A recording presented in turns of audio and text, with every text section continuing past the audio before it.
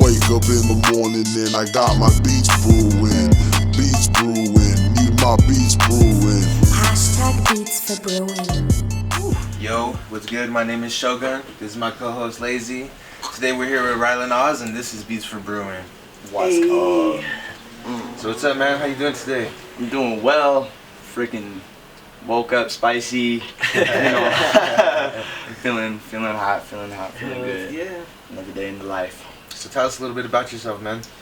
Shit. You know, I'm from everywhere. I mean, that's what I say. You know, I was born in Cali, but like I ain't spent more than like a year or two in like one place. Kind of just moved around a lot, but you know, one thing I took with me in a lot of places was music. A lot of freaking time spent on that. You know, while all the kids was playing outside. A lot of the time I was just like, I mean, they pick on me, so I was like, fuck those, dude. Like, nah, yeah, I don't like that. I'm gonna be inside. I remember who was it? It was Skrillex. I used to hate dubstep, hip hop, and metal. You know what I'm saying? I used to hate that a lot actually, but my homie used to always play it when we'd be playing video games and shit. And I was always just like, yo, this sucks. Like, why are you playing all this trash? Like, I don't even know what they're saying and all this, but maybe you brainwashed me or something, because eventually I came to a point where I was like, I heard those same songs later, and I was just like, this is tight, yeah, whoa, like, this is crazy, like, I never heard that before, you know, and I really kind of, because when I started making music, it was more like just a guitar and my vocal, you know what I'm saying?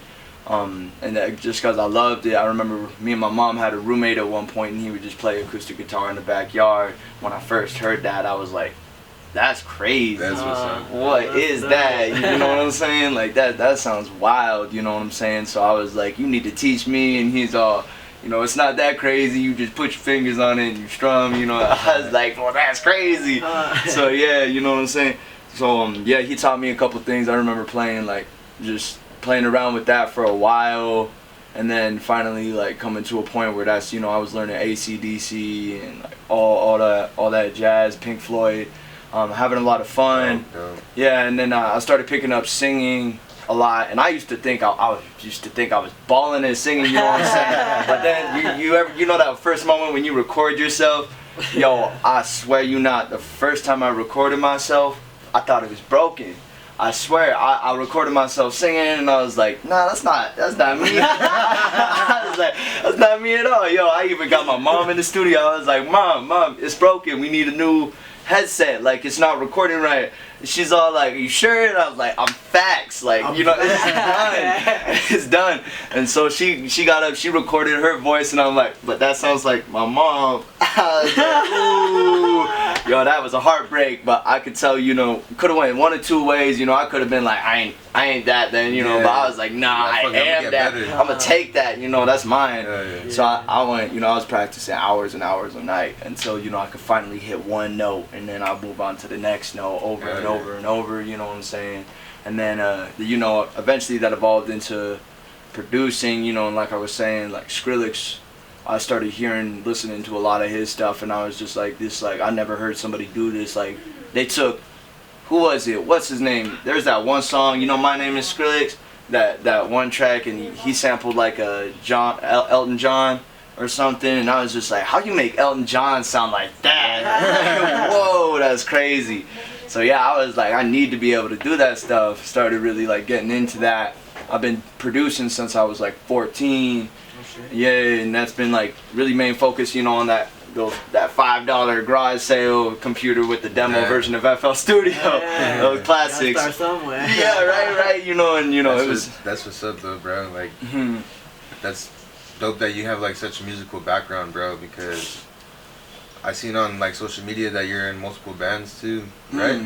Yeah, I mean, I was, you know, I had to actually split off from those, but you know, like, shout out to those dudes, freaking shout back 7 Days Rest and freaking Ashes of Purana, you know. I mean, they might change their names now, but yeah, y'all know what I'm talking about. But yeah, freaking those dudes, honestly, I learned a lot being in bands. It's hella different making music. Like when you're like, you know, in a unit, and I'm sure y'all know that being like DRS, you know, because when you're doing it yourself, you kind of like got that full control. You don't have to ask any questions. You know, you can do whatever you want. You can make it sound bad, good, whatever you want to do. But then when you're in a group, you kind of have to come to this reconciliation of the sound and kind of be like, all right, how are we going to balance this with all of our different energies, like forming something that we all think is like, you know, beautiful. Yeah, and it's a powerful experience, you know, and different working with different people too, different bands, kind of find like different balances, and you kind of, you know, learn different things about yourself. I thought that was really cool. But of course, you know, the only bands I was in was metal bands, and lots of screaming. Once I got into hip hop, then it was kind of like, you know, I want to save my voice now. I want to be able to like do stuff for a really long time. But like I got to a point where I was screaming, but like my voice couldn't like do the show, the hip hop show that next day, and I was like, bruh, like I need to make a decision. Like, what do I want to do? Yeah, exactly, you know. And I was kind of like at this point. Let me silence this. Let me silence this booty right quick. If you are just now tuning in, you're tuning in to hashtag Beats for Brewing. What we do is we get in touch with these beat makers and we bring them out of their little hole. We have them, you know, preview some of their craft and what they do. You know, hashtag Beats for Brewing. Don't forget it. Beats for Brewing. Yo, that's that real. That's that real. But yeah, so you said since 14 you've been making. Yeah, since 14, it's definitely been a journey in producing, kind of learning what I like. I used to make, you know, it's funny, I still have that SoundCloud up to this day. If you were to look it up, you could find the trashiest producing. Come on. It's real, you know. I've been thinking about turning that down. I'm like, you know, it might be a testimony one day to like some kid who's just like, I can't do this shit. And then, you know, and they sitting there like punching the laptop computer or whatever. I'll be like, nah, like just here's this SoundCloud, check it out. And this is how much I used to suck. You know what I'm saying? Like you could work hard at this shit and actually make it into something. That's you know. Yeah. Something I've been really learning recently is like how much control you have over your reality. You know what I'm saying?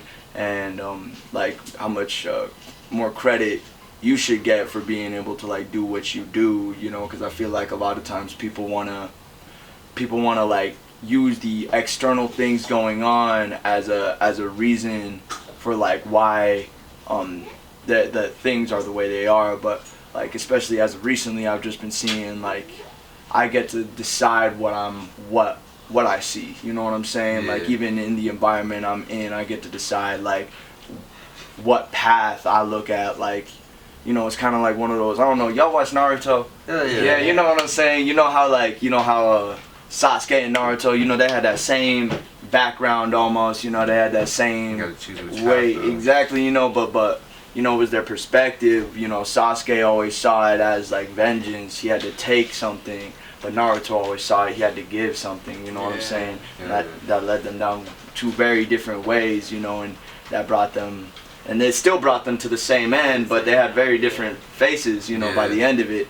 Like, they both had very different emotions. And I think that's a powerful testimony to, like, how much control you have over your reality and where you take your life, you know? And it gets more intense as you get older is what I'm realizing.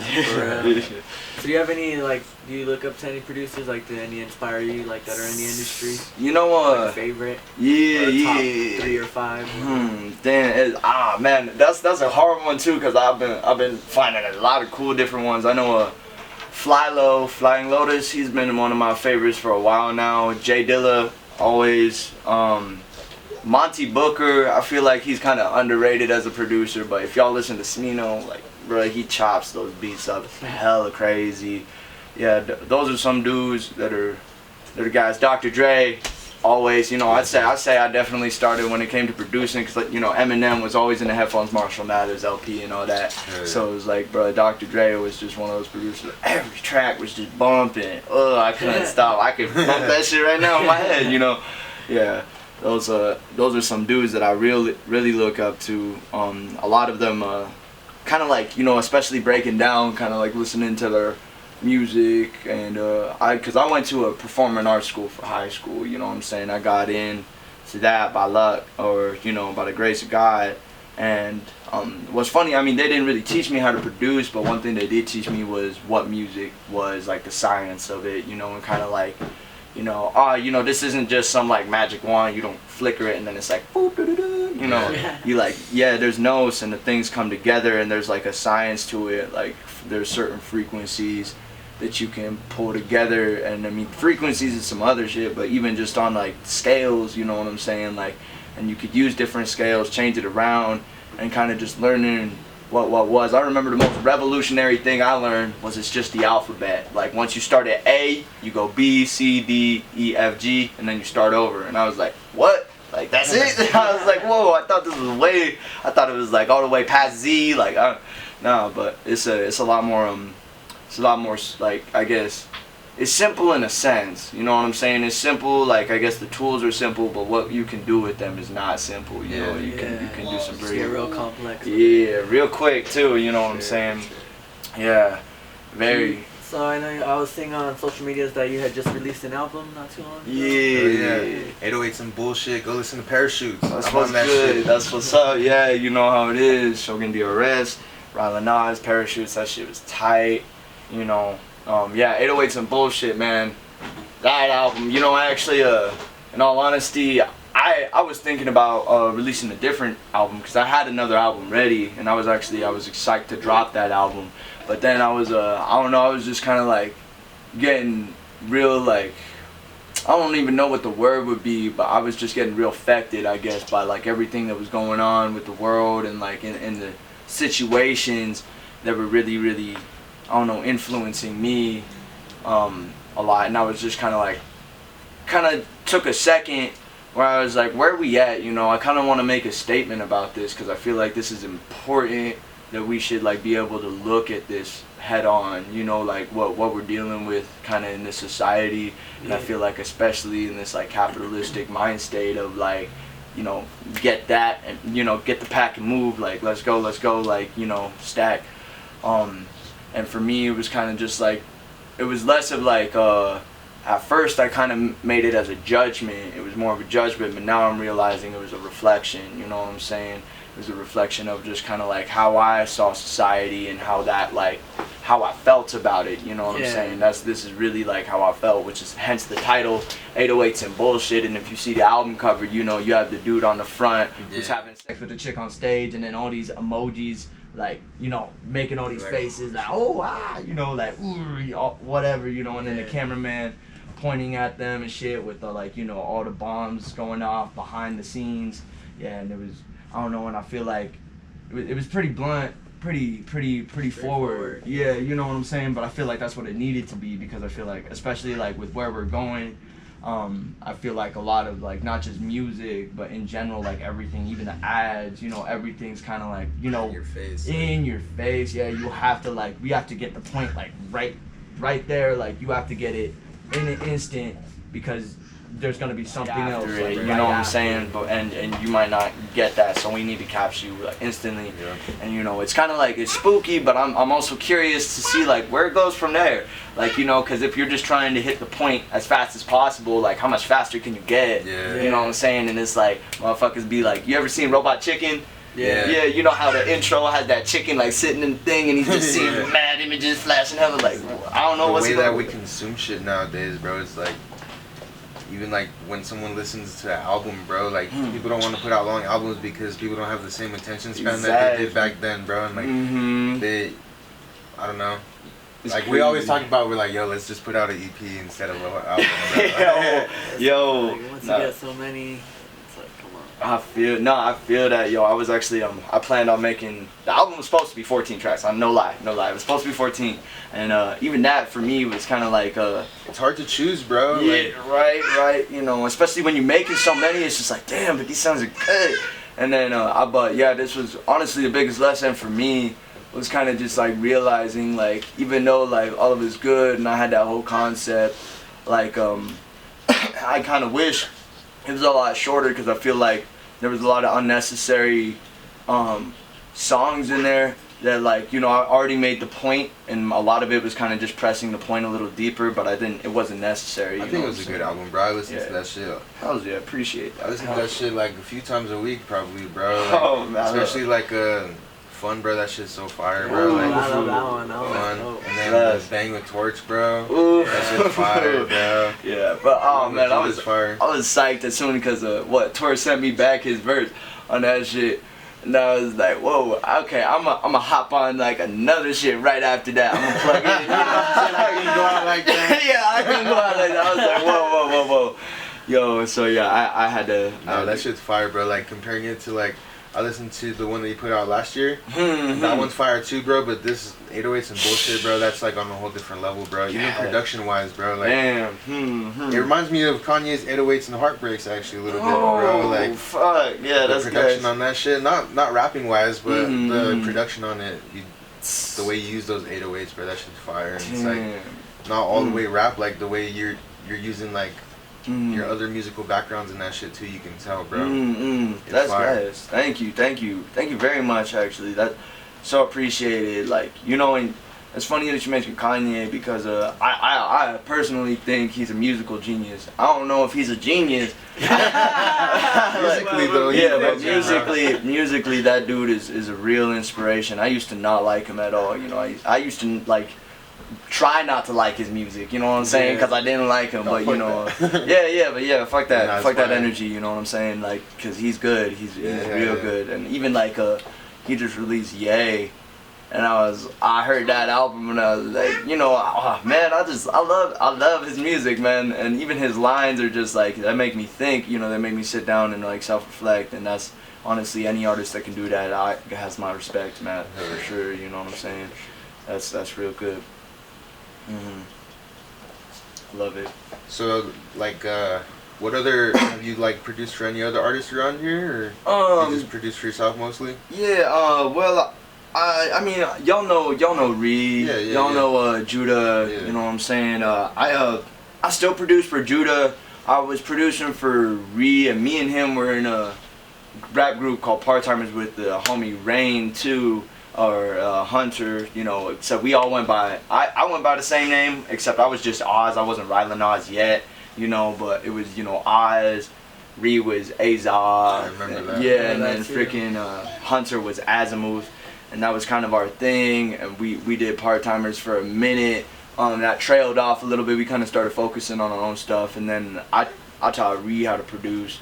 And homie picked it up quick, you know, in a year, real fast. See, and Ree hit me up about doing an episode of this too, but I didn't know that he made beats, bro. Yeah, he just he's definitely been hustling on the stuff, you know what I'm saying? He's getting good, you know, he's on his way for sure.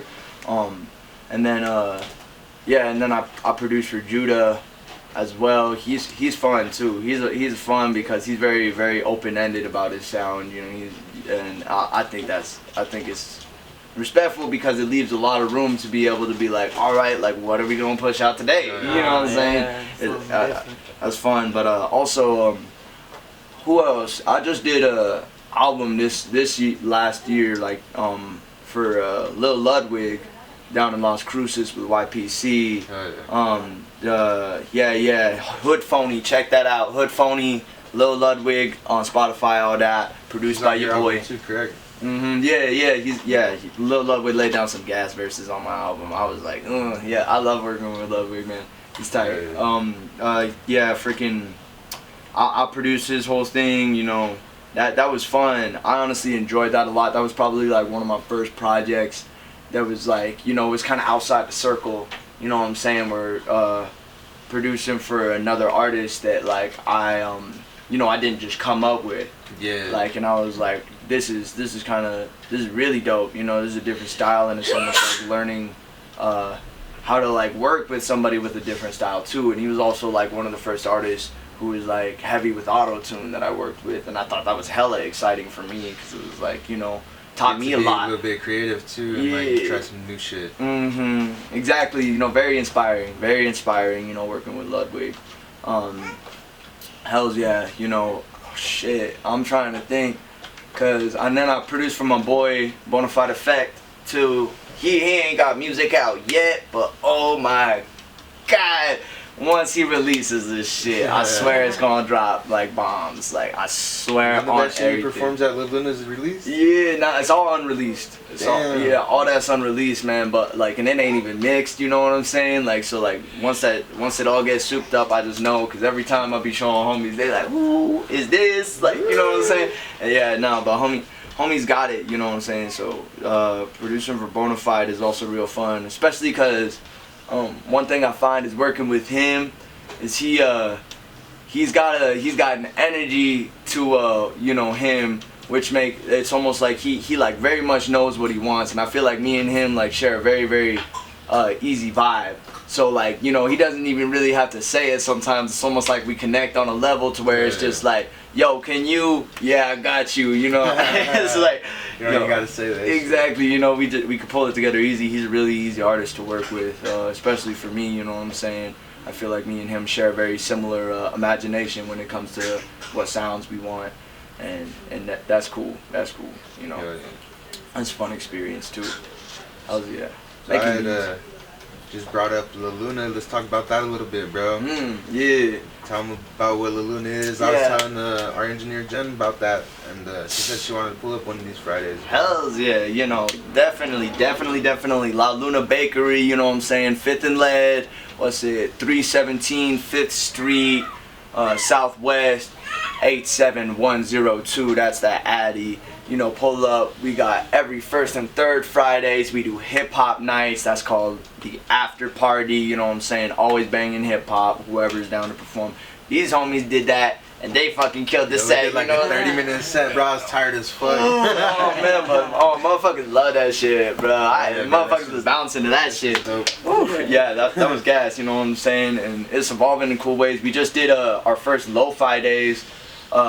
This like last night, you know what I'm saying, and it was the first one, and honestly I ain't gonna lie, I didn't even like I didn't do too much when it came to like hitting up people to be like, yo, come through. I just made some posts and stuff and then got the artists together.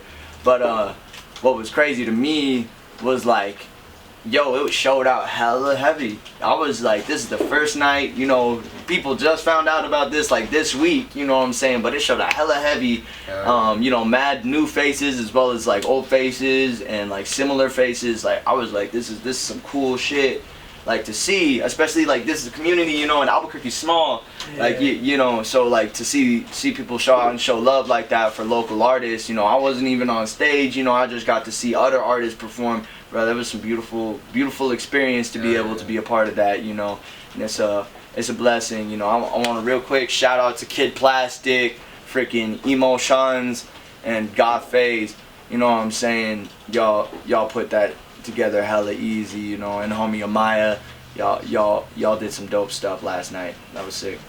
But yeah, La Luna's good, and then we trying to figure out. We got one more night coming. It should be like a rock metal night. I don't know. We think about it, but it's still on the rocks. You know what I'm saying?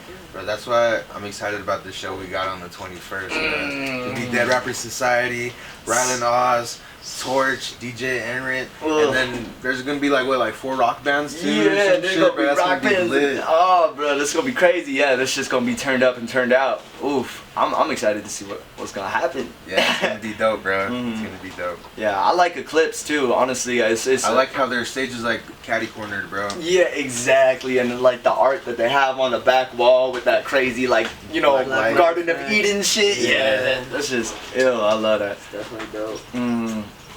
Yeah, I have a lot of fun with that one. That was tight. We've only performed there that one time with I think the Try Gang show in like February. Yeah. You were there too, right? I think so. Yeah, I was. Well, we were taking shots in the parking lot. Yeah, that's what's up. That's what's up, Memo. Yeah, that's what's cool, especially because it's kind of like in a location where it's like, yeah, get lit. You can smoke. You can do it. You know what I'm saying? So that parking lot on the side. Yeah, you got the big ass fence like right by the street, so it's just like peace out world. Hell yeah. No, we're definitely gonna get that shit lit. We're gonna do our episode there that night. And I hit up some of the other beat makers from previous episodes to see if they're down to come show face in our episode too. So hells yeah. You'll be there, of course. We're gonna turn up with that shit. Like Gasolina. Oh yeah. It's gonna be lit. It's gonna be fire. Yeah. So, you bring us Speaking any of beats, fire. bro? Ooh, are you kidding me? What kind of producer would I be if I didn't bring no beats? Let's see what's up with that. Yeah.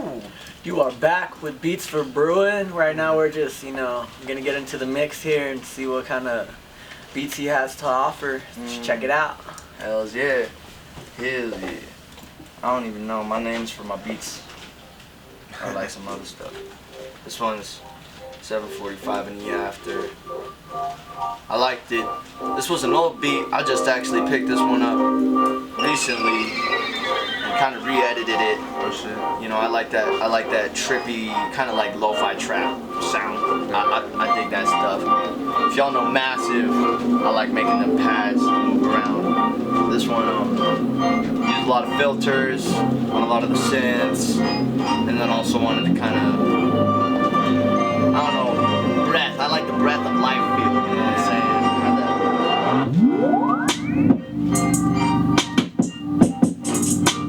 Like, your beats always have like a dope build up too. That switch up, bro. Like, that shit fire. Thank you. Yeah. I also like You hear like some Travis Scott. fuck yes, that's my love. Yeah, fucking I like the movement. I like movement in beats.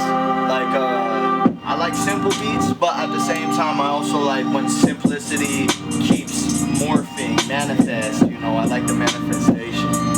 That cause like you can kind of hear that synth getting big, going right back in. Yeah, like I like that whole feel. Also, lots of hi-hats. I love having a lot of shit going on in the top end. If you ever listen to Fly Low, you'll hear that like he does it sick. He's got like Bro, she's dope. I heard about him at first when like Undertier, they were typing him for oh deadass. That's crazy. I didn't know that. That's wild. They were like on the same label or some shit. Just in relation. Yeah. In relation. Yeah. This one's tight. This one's fun. Mess with it.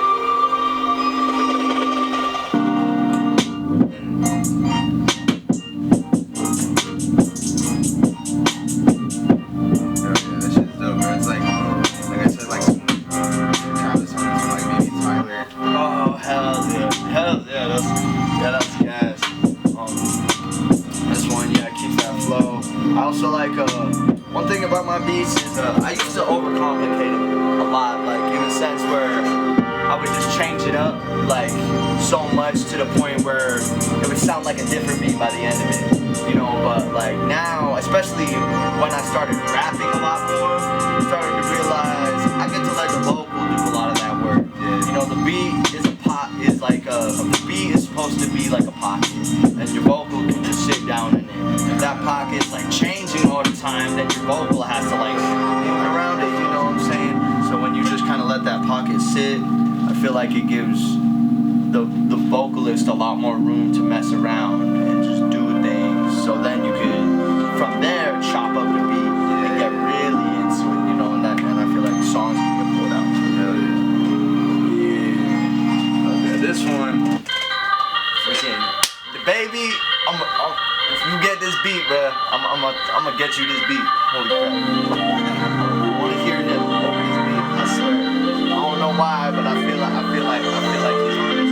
I made this shit in all those pizza, and I got up in the middle of the pizzeria and I started dancing. I was like, niggas was like, what are you doing? Like I was like, I'm just dancing. He's like, you're probably a producer or some shit. Like, these niggas don't just get up and dance in the middle of a pizzeria. This one's fun.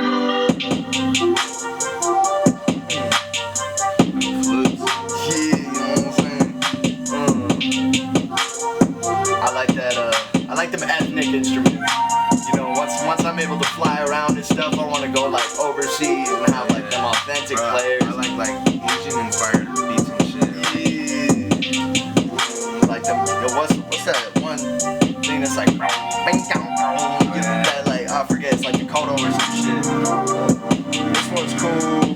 Just a lot of ethnic flute moving around and shit. I actually didn't use this. I used this for the computer to make that. And then shuffle the sounds. I also So like, there's this one part in it where you can hear that. You know, in the beginning, I had it like playing the same notes, but in a different timing. So like, they layered over each other like in the different notes, but they were the same. You know what I'm saying? The flute came out, and I was like, that's just a sample. You know what I'm saying? Put that octave up right there. And then what? Those chords. Once I played those ethereal chords, I knew, I was like, now this is a real beat. You know? I was like, now this shit got to a different level, because as soon as I played those chords, I heard the drum beat and the bass, and I was like, and it was where is it? Watch.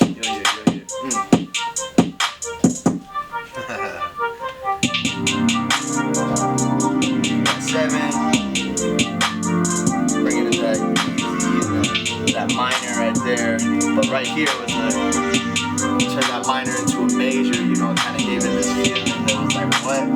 Went different directions. That's what I liked about it. Kind of like, I don't know, it's unexpected. You know who else I was listening to? Was Sade. I was listening to some Sade, and I was like, I really like how she would go in directions that were unexpected for me, you know, but it brought a whole different perspective on what the beat was, or like what the song was. I was like, wow. So like, yeah, she's been a hella inspiration when it comes to doing that shit. But,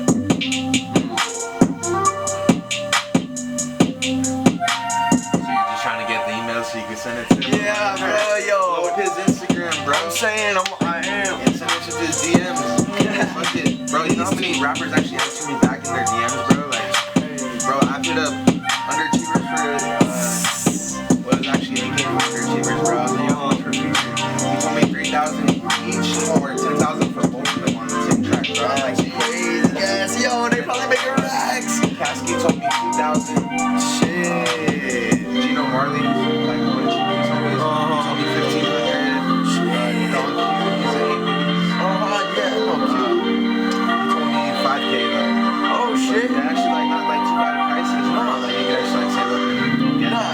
Actually have one of them motherfuckers hop on your shit, yeah, bro.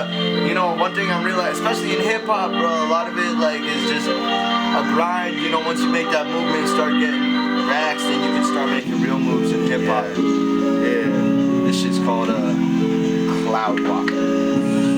This one's fun. This one's kind of like trippy. I don't even know what to like. I don't know. Like it would be in like a video game, like yeah, like walking, about to something scary. To be honest, yeah. it's like some Flatbush shit. Oh fuck yeah! I feel like some, I don't know, some fucking Nintendo, like not the 64, but like Nintendo. Yeah, like you see the little dude like, you know, you have to walk in the blocks and shit. Like that's what I was feeling for this one. And then yeah, it's weird. A lot of things I'll do is I'll like play something. You know what I'm saying? But once I play it, I'll bounce that, like freeze that itself, and then I'll put that in the sampler, and that's when I'll like twist it around and shit, because that's where I feel like when I sample my own samples, or like make the song and then make another song out of the song, is when it's like it pulls it to that extra level. You know what I'm saying? I thought that was cool. So it kind of made this funky feel.